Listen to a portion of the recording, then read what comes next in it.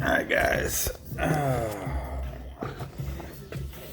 So I guess episode 3, beta phase, with this project, looking at doing a podcast. I mean, there's so many things when it comes to digital creation and stuff that'd be fun to do, but I mean, you do have to have a certain level of technology, camera-wise, microphone-wise, computer-wise, just to do the editing. If you don't have anybody to do the editing for you, which I obviously don't. So now we're gonna plug this mic in and see if this makes a difference. We'll check that out as well. But so the ride went well, for the most part. Pretty good crowd, probably about 20, 30 people, maybe 40 max. I'd say about 30. Night ride, lights and stuff going everywhere, so all that was pretty cool. There were a couple of e-bikes and e-boards, but the pace was slow, so it's not like, me being on a regular mountain bike. It was hard to keep up or anything like that. Just wish I would have had my GoPro. I have this one, but it took a dump on me. I mean, I guess, I don't know if I sweated on it too much. I don't know. It was working and then it wasn't. So, and I bought it off of a friend, so I don't have no warranty for it or anything like that. So I just gotta eat that. I gotta get another one, because so when I ride mountain bikes, that's one of the things that I like to do. As I show, this is the channel. That's what the channel is. Just have family stuff to be taken care of first. Can't fully commit to something until my kids are out of school. Once my kids are out of school and they're grown, they're adults, they're doing their own thing, and then I can take more risk financially, trying to start a business or nonprofit, which I really want to do.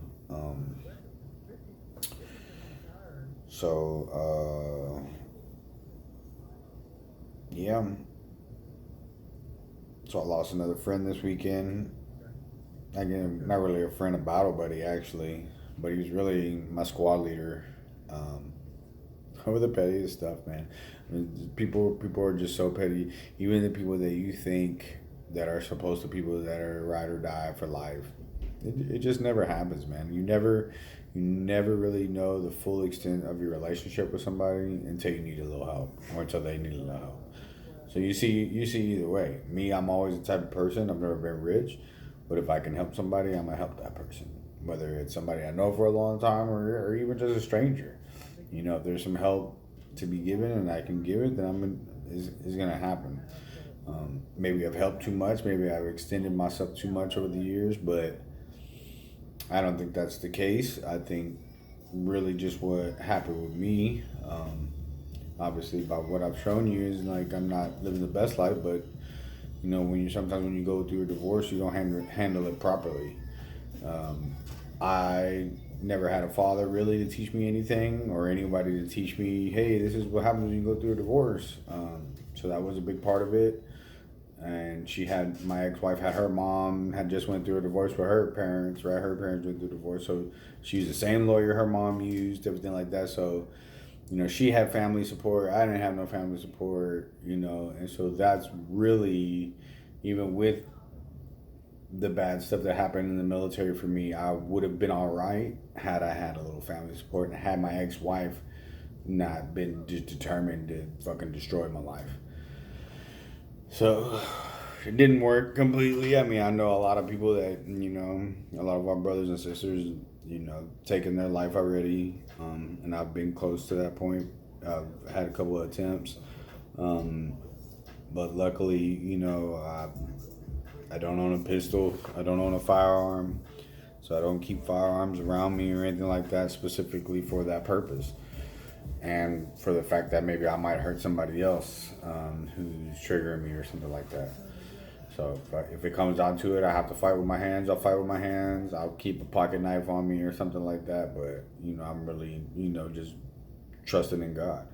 And however I believe in God, it's a whole other avenue to explore. But so this week, just still looking for a job, because even though everybody out there claims to have support for veterans and this and this and that and that, I mean, the support is not always there, and the translation and experience is the biggest thing. So going through what I went through in the military, I've experienced a lot, and I'm able to do a lot, but civilian employers don't know how to take those skills that I've learned and understand that, how it can be beneficial to their business. So that's just a big struggle for me, and everything I'm going through. Like I've said, still working on finishing my degree, so that's a big thing. And I didn't stick with what I did when I was in the Army. So I was a mechanic in the Army. Had I just got out and got a couple of certifications and kept turning wrenches, then I would have been just dandy. But it was only because I tried to pursue my dream that I had before signing up, right? The whole reason I signed up was to try to be a teacher. So that was the whole dream. But after going through my deployments and my marriage falling apart and dealing with PTSD, it's something that I'm probably never going to be able to achieve. So with the PTSD that I have from the stuff that I've experienced overseas, it's compacted with the fact that I lost my family because of multiple deployments, and then now I'll never be able to do what my passion was. So most of it revolves around basketball. I love basketball, and I would love to have been a basketball coach, and still maybe one day. But in the public school system, but in today's climate, it's very difficult. So as I stated in the description, I want to highlight the climate crisis that we're in. NASA scientists coming out saying it's dire. Situation is dire, and we really need to wake up. So I'm not gonna be all dramatic and do anything dramatic to try to kind of grab you guys' attention. That's not the style of this podcast. I'm just having a conversation, and that's how it's always going to be. But the point is that if you follow any of my other social medias, you can look me up by T3MTB. It's Marco Antonio Benavidez. So but it's also mountain bike, right? So, but T3 is Tony the Trail Taylor. So that's Facebook, Instagram, TikTok, all the regulars. I don't snap or do probably some of the stuff that the younger kids do, but Instagram, Facebook, TikTok, YouTube, I'm all on those. I don't Twitter, X. I've never been a fan of that stuff. It's not my cup of tea. I'm a video visual person, so I've always loved Instagram for that reason.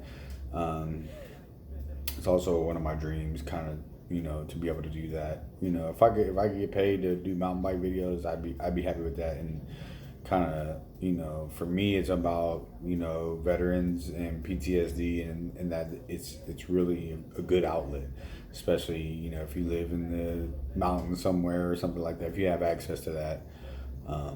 But my focus with that, is going to be on bikes, right? Because I really feel like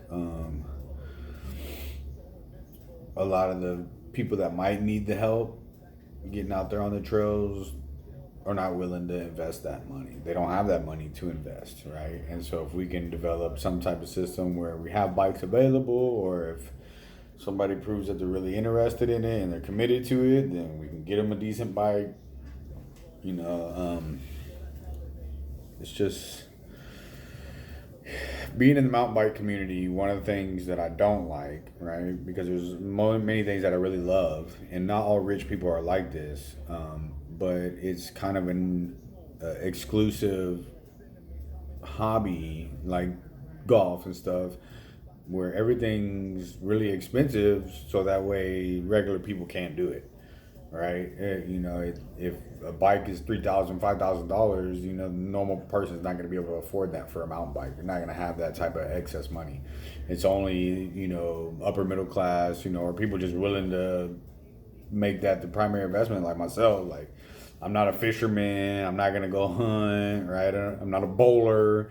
So I'm not going to spend any money on any of those hobbies. So my one hobby, besides hitting the gym, hitting the bag, which don't cost much money, is mountain biking. Camping would be part of that eventually. I'm a boy Rich G. He's always out there. Shout out Rich. He's doing the thing. He's always at the campsite taking awesome photos and stuff, and I'll feature him in some of the stuff. But he's one of the guys that he's got plenty of money, but has never treated me less than, right. He's not trying to baby me, not trying to take care of me or anything like that, but he's just being a friend, right. Me as a veteran, I don't expect anybody to give me anything, right. I don't think anybody owes me anything.